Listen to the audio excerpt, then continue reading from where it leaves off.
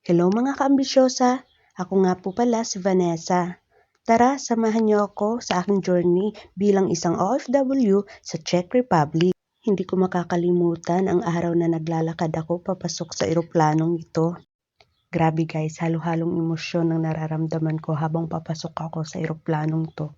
Wala akong ibang iniisip guys, kundi sa wakas, mabibigay ko na yung komportabling buhay na inaasam-asam ko para sa mga anak ko. At ayan na guys, paandar na ang eroplano. At this is it, wala na talagang ayawan to. Bilang isang ina, napakasakit sa akin na iwanan ang aking mga anak. First time ko mahiwalay sa pamilya ko. At alam ko, hindi din ganun kadali sa kanila na iwanan ko sila. Pero ganun talaga, kanya-kanyang sakripisyo para sa pamilya.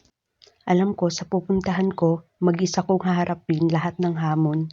Lalo na sa lingwahe at klema na kinagisnan ko sa Pilipinas. First time ko nga makasakay ng eroplano guys, kaya eto, puro labas yung nabidyohan ko. Hindi ko na nabidyohan ang ganap sa loob ng eroplano. Ayan na, lumilipad na. Sobrang excited ako makita ang taas. Taunawin mula sa baba ng aming sinasakyang eroplano. Hay, wala na talagang atrasan to.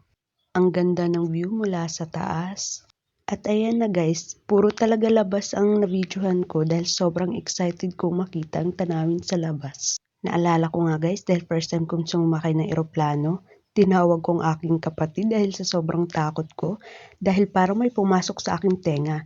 Yun pala, normal lang daw yun kapag sumasakay ng eroplano. Hay, ayan na, wala nang makita kundi puro ulap na lang. Tapos di ko pa rin naisip mag-video sa loob. Puro labas lang talaga. Wala kaming ibang ginawa sa eroplano after mag-video, tulog, then gigisingin ka na lang kapag bibigyan ka ng pagkain.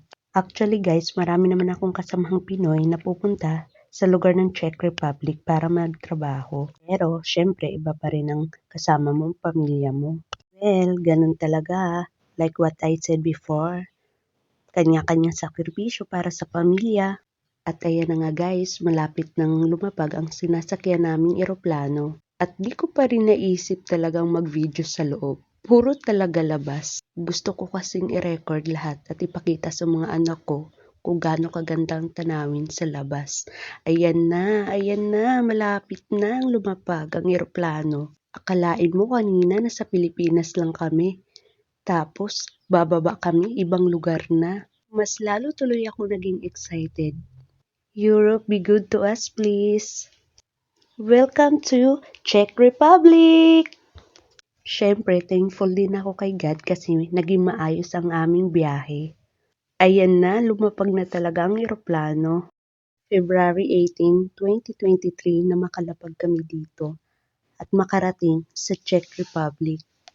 Alam nyo ba guys, dati pangarap ko lang makasakay ng eroplano dahil feeling ko, pag nakakasakay ka ng eroplano, parang nakalipad ka na din sa alapaap. Pero ngayon, iba na yung purpose ko kung bakit gusto kong sumakay ng eroplano. Dahil gusto ko matupad yung mga pangarap namin pamilya.